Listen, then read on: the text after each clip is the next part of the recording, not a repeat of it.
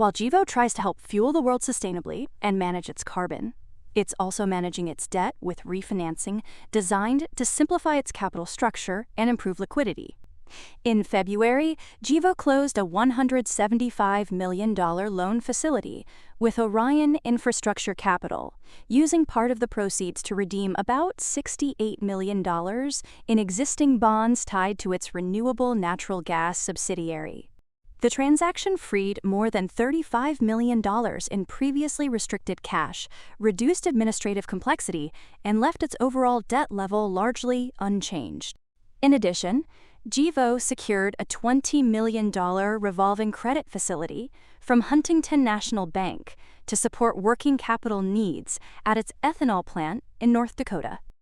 This plant is a low-carbon ethanol facility with carbon capture and sequestration capabilities that builds on GEVO's existing assets, like a dairy-based renewable natural gas operation and ongoing sustainable aviation fuel and renewable chemical development programs.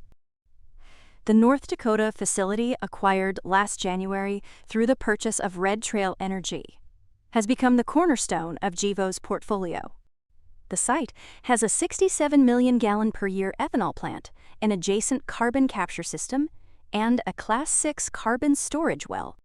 Currently generating $16 to $17 million in quarterly EBITDA, or roughly $70 million annually, the site is expected to improve further as GEVO optimizes operations and expands carbon capture utilization.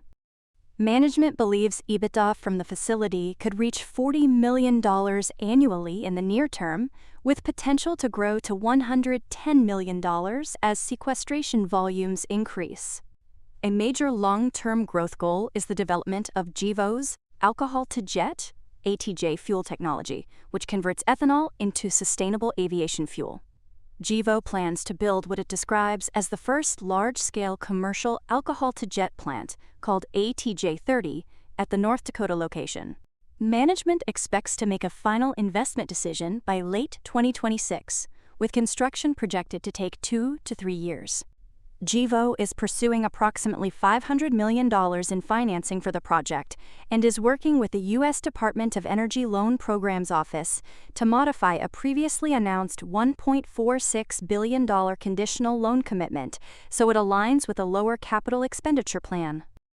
If the first facility proves successful, GEVO believes the model could eventually be replicated across the United States, potentially leading to dozens of similar plants.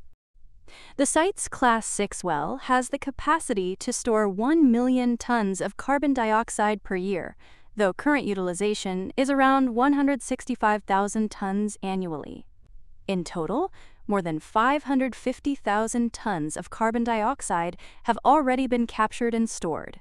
The global market for carbon removal credits has grown rapidly, with more than $11 billion in purchases recorded across the industry, though only a small fraction of credits have been delivered. GEVO's ability to generate verified credits positions it to participate in this expanding market. It recently delivered its first credits under a multi-year agreement with BioRecro North America, a deal expected to generate about $26 million over 5 years. To expand its carbon market capabilities, GEVO appointed Alex Clayton as Chief Carbon Officer. His role focuses on maximizing the value of captured carbon, either through standalone credit sales or by bundling credits with low-carbon fuel products. GEVO's sequestration program has also received an A rating from B0 Carbon, providing independent validation of the quality of its carbon removal projects. Then, as the seasons change, so does leadership. Longtime CEO Patrick Gruber plans to retire, and Paul Bloom, currently president and a board director, will assume the chief executive role in April. In terms of IP, GEVO was awarded U.S. patent number 12,486,207B2, covering its ethanol-to-olefins process, which converts ethanol into light olefins used in renewable fuels and chemical production. GEVO is developing this technology alongside LG Chem for renewable chemicals and with Axens and IFP Energies Nouvelles for fuel applications. Management believes the process could reduce capital and operating costs by as much as 35% compared with conventional methods, improving the economics of renewable jet fuel and bio-based chemical production. At the same time, GEVO has streamlined its asset base.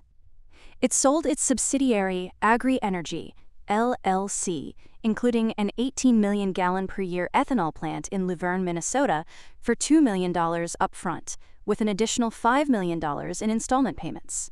The facility had been idle since 2020, and the divestiture is expected to save roughly $3 million annually in carrying costs.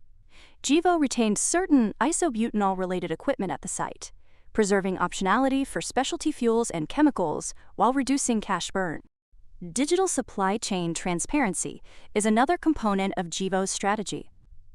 Its subsidiary Verity Holdings has integrated its sustainability tracking platform with agricultural software provider Bushel.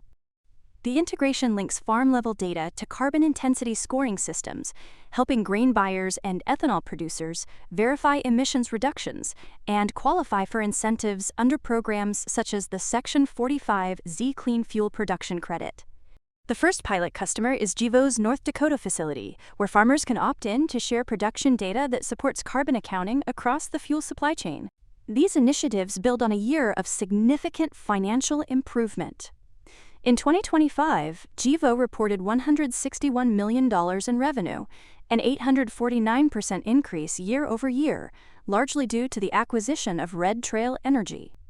Fourth quarter revenue reached $45.35 million, while the adjusted loss narrowed to 2 cents per share, beating expectations. GEVO generated $16 million in adjusted EBITDA for the year, compared with negative $58 million in 2024, and recorded 3 consecutive quarters of positive adjusted EBITDA. In 2025, GEVO produced 69 million gallons of low-carbon ethanol and captured 173,000 metric tons of carbon dioxide, with the ethanol facility operating at 106% utilization.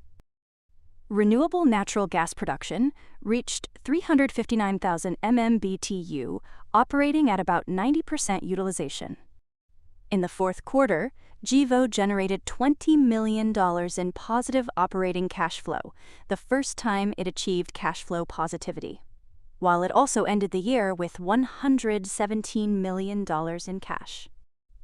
As 2026 moves along, GEVO plans to expand North Dakota's capacity to 75 million gallons annually, investing $26 million in 2026 to enhance efficiency and carbon sequestration, aiming for 200,000 metric tons of CO2 captured.